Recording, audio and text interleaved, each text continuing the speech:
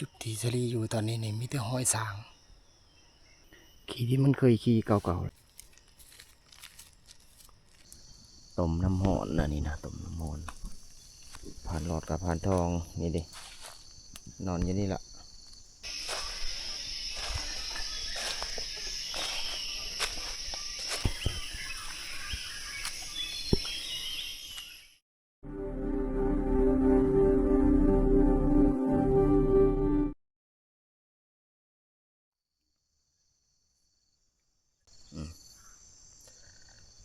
ทักทายสบายดีพี่น้องอีกคลิปหนึ่ง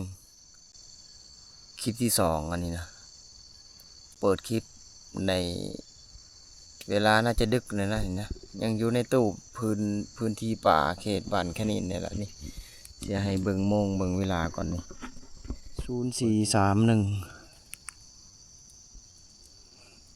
0431 4:31 นาทีแล้วตอนนี้เป็นน้องที่สลีเปิดคลิปแล้วนี่ทั้งแล้วก็ทั้งฝุ่นดังพื้นดังไฟต้มน้ำหอนนะนี่นะต้มน้ำหอน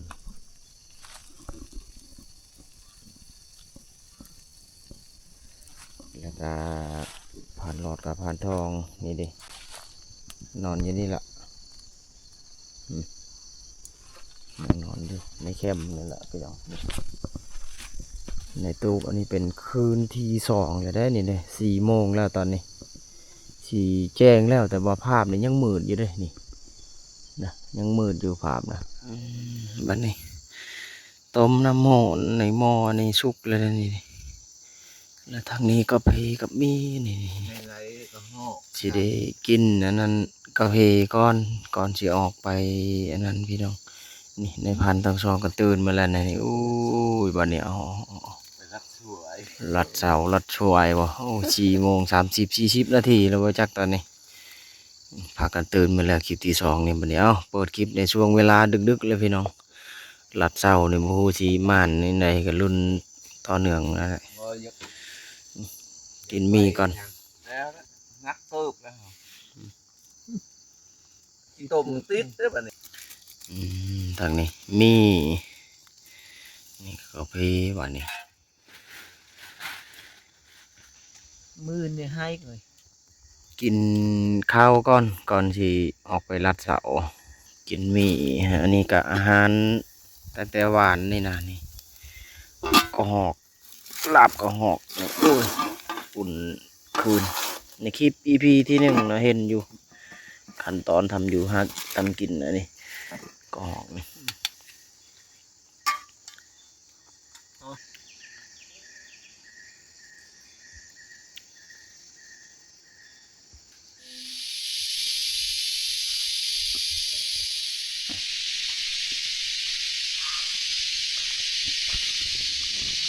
สลีก็ใส่สุดกันนึงออกรัดเสากัน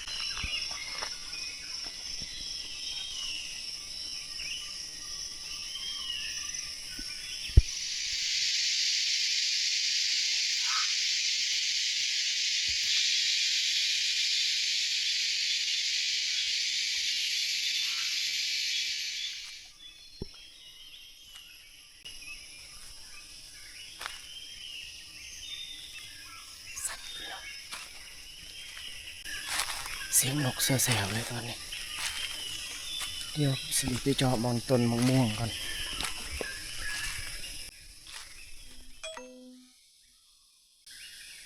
ตอนไหนสลีอยู่ในต้นมะม่วงป่าพี่น้องมะม่วงมันต้นมัน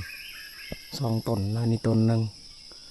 ก็หอกน่าจะเข่าอยู่เมื่อเสาร์นี่มาบ่ทันอันนี้จ้ะนี่กำลังรุ่นเลยมะม่วงมากมัน มีห้อยหมูมีห้อยสัตว์มากินอยู่เลยแต่มาบ่ทันเต็มเลยหมองมองแม่นมันหมูดุดต้องลอยหมูนะหมูป่ามาดุดนี่2 ต้นหมองมองป่า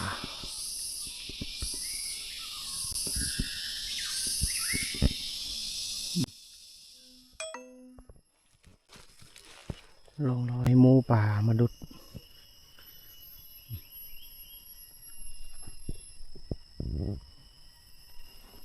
เต็มมาเลยมันน่าจะเขี่ยหากินมันป่า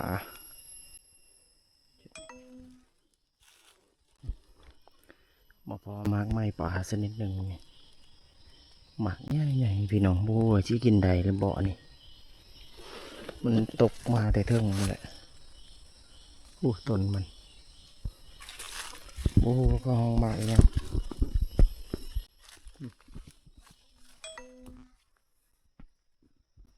พี่น้องจุดที่สลีอยู่ตอนนี้นี่มีแต่ห้อยสางมันอาจจะอยู่แถวนี่แหละพี่น้องขี่เก่า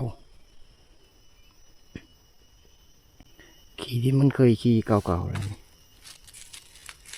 มันน่าจะอยู่เขตนี่แหละขี่สางพี่น้องขี่เก่า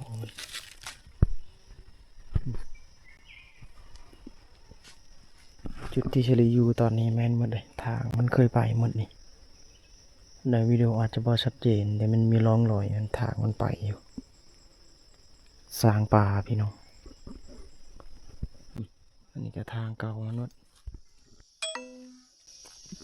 ยังกลับมาที่ตูบแล้วพี่น้องเฉลีออกไปลัดเศร้ากับโบเดมานนะอันพันทองกับพันหลอดเนี่ยยังบ่ทันมาตัวนี้เฉลีมาก่อนเลยโอ้ตอนเสาร์พี่น้องนี่แหละการเขาป่าหาอยู่หากินในจุดนี้พื้นที่ป่าแห่งนี้พี่น้องเนาะกลับมาที่ตูบที่เข้มเดี๋ยวถ้าผ่านทั้ง2เพิ่นมาก่อนจังสิได้เห็นว่าเพิ่นได้มาอย่างแน่ชวนเฉลีนะบ่ได้ยังเมื่อยพี่น้องผ่านไปหลายนาที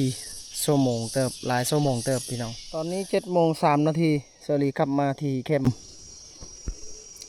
ก็ถือว่าผ่านไปหลายชั่วโมงเฉลี่ยตอนออกไปน่ะ4 โมงนะพี่น้องนะ3-4 โมงตอนเฉลี่ยออกไปลัดเสาไปตามลังในพานทองกับพานหลอดเพิ่นแต่บ่ได้พ่ออย่างในพ่อแต่ห้อยสางพี่น้องเฉลี่ยน่ะบ่คุ้นเคยกับห้อยสางนะเขตบากเฉลี่ยน่ะบ่มีสางเขตนี้ป่าอุดมสมบูรณ์ก็เลยมีตั้งแต่ตอนมา EP 1อะไรเห็นหอยย้อนไปเบื้องใดในคลิปที่1ตอนเดินทางมาพี่น้องเนาะในเส้นทางมีหอยแล้วก็ทีเซรีทายทำในจุดนั้นก็คือล่องรอยนี่ไม่ขึ้นก็คือเมื่อวานนี่โหลดเซรีก็เลยย่านกลับมาที่ตูบนะตอนนี้นะสางนะโมเมนต์ตัวเดียวพี่น้องหลายโตสาบานในเขตบานคณีเนี่ยก็เคยพบเจออันตรายนะสางบ่ได้ใจดีคือสางบาทนะพี่น้องสางป่า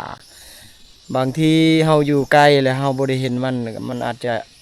ทำลายเฮาได้สร้างป่าเป็นสิ่งสัตว์อีกแบบหนึ่งที่อันตรายเห็นแต่ห้อยนะก็รู้สึกหยาดแล้วก็เห็นขี้สร้างในจุดนั้นเป็นขี้เก่า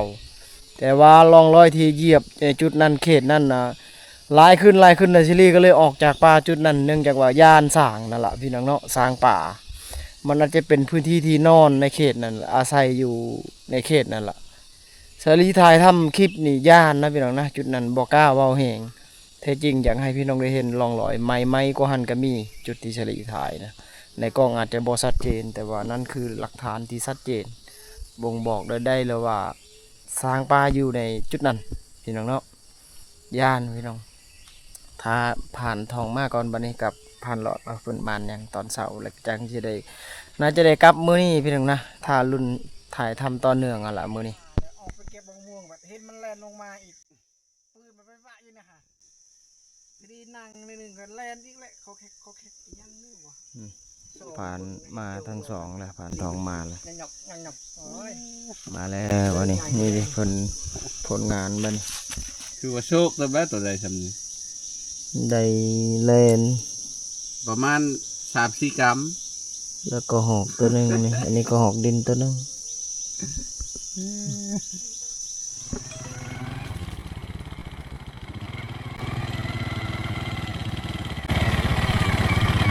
สาลี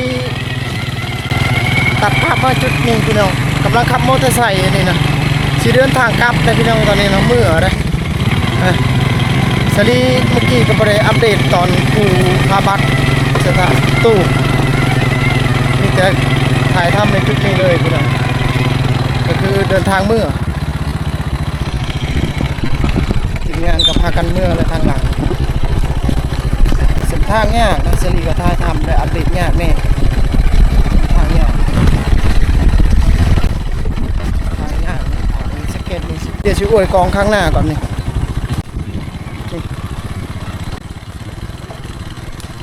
ไม่ง่ายเลยน้องชายขับรถมือเดียวถ่ายทำได้บางช็อตบางช่วง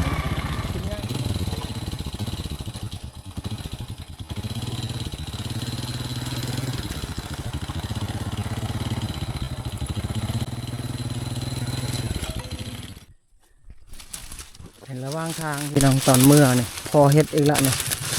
เฮ็ดขาวเฮ็ดป่านี่พอเฮ็ดอันนี้จะเอามากินนะตอนในคลิปนี่ตอนเปิดคลิป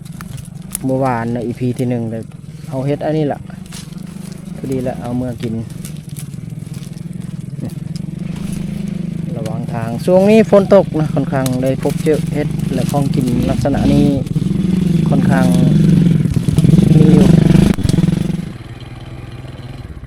ตอนนี้มาหอดโมบานแค่นี้นี่แหละป่าที่ทะเลเขาไปคือป่าในเขตโมบานแห่งนี้แล้วพี่น้องเนาะบ้านนี้ทะเลเคยถ่ายคลิปงานแต่งแล้วก็คลิปวิถีชีวิตนะหมู่บ้านนี้บ่มีไฟฟ้านะหมู่บ้านที่ห่างจากความเจริญ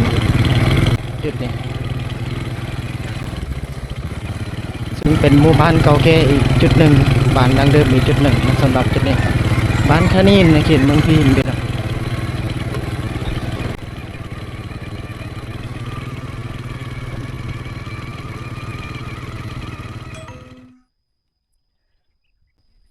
สภาพรถจักรพี่น้องมอเตอร์ไซค์นี่แหละเส้นทางเพื่อสิมาหอดบ้านหอดเฮือนออกจากบ้านคานีนแล้วตอนนี้อันนี้รถมอเตอร์ไซค์รถจักรอันผ่านหลอดนี่รถจักรชลีทางนี้ป้าโซชลีลงนำลงยังแน่เห็นว่าโบเปียกขี้ตมนี่แหละการเดินทางการเข้าป่าหาอยู่หากินอันนี้เป็นเขตอ่างเก็บน้ำอยู่บ้านชลีเลยฮอดเขตบ้านชลีเลยอันนี้แต่ยังบ่ฮอดบ้านฮอดเฮือนเถื่ออันนี้เขตอ่างเก็บน้ำป้อนกพู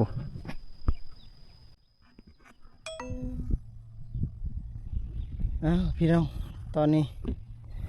ตัดภาพมาอีกครั้งหนึ่งหลังจากจุดนั้นรถผ่านไปหลายนาทีเลยนี่โซ่ขาดบัดนี้โซ่ขาดพี่น้องก็เลยย่างทางลัดเอาบัดนี้หมูสลีก็พากันเมื่อมาแล้วเพราะว่าใกล้ยังหอดบ้านเลยนี่สลิงย่างทางลัดไปทางนี้ออกโฮงซีไอลีอาจารย์ลีเพิ่นซีหอดบ้านแล้วประมาณอยู่800 เมตร700 เมตรนี่แหละแต่นี่ไปหาเฮือนสลีโซ่ขาดสลีอยู่มาตั้งแต่บ้านผู้เล็กพุ่นละอันนี้นะโอ้โหพี่น้องเลยยูไปหลายเม็ดละ600 เมตรเลย700 เมตรละสลียู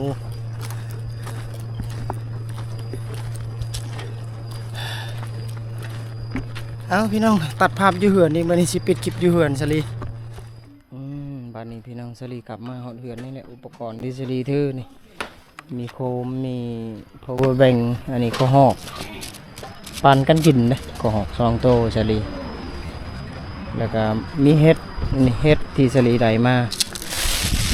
เฮ็ดขาวเฮ็ดอันนี้มงปลามงมัน เฮ็ดอันนี้เอาตั้งแต่คิดทำบิดตัวแหละนี่เปื่อยแล้วบ่คืนหนึ่งอยู่ป่าบ่ได้กินเลยนี่แหละที่ได้มื้อนี้แล้วก็อูเป้เอาพี่น้องบัดนี้สลีสิอนุญาตปิดคลิปนี้จุดนี้นี่คือเรื่องราวที่สลีถ่ายทำในช่วงนี้ถือว่าเป็นอีกช่วงหนึงที่ว่าบ่มีงานนะพี่น้องนะสลีบ่ได้ออกงานแต่งต่างๆก็ถ่ายทำให้พี่น้องให้ FC ได้ชมนี่คือการเข้าป่าใน EP ที่2หรือว่าคลิปที่2ที่สลีถ่ายทำในจุดนี้จุดนั้นเป็นเขตบ้านคณีนหรือว่าเขตป่าดงดิบในจุดนั้นพี่น้องเนาะที่สลีอัปเดตเอาเป็นคลิปนี้ประมาณนี้ไว้พอๆกันใหม่โอกาสหน้าว่าสิมีจุดใดเรื่องราวแบบใดก็ลุ้นนำกันบางทีสิเข้าป่าอีกนะเพราะว่าช่วงนี้นี่หมดเลยคลิปก็ถ่ายทำเก็บภาพได้บางส่วนเลยจุดใดจุดหนึ่งที่สามารถถ่ายทำได้พี่น้องเนาะหมดงานหมดวิธีการถ่ายและสลีก็อัปเดตในจุดนี้ละประมาณนี้แหละพี่น้องบัดนี้ขอบคุณหลายๆเจอกันใหม่ในโอกาสหน้าคลิปหน้าบรรยากาศในบ้านชาลีฮอดเดือนฮอดสารแล้ว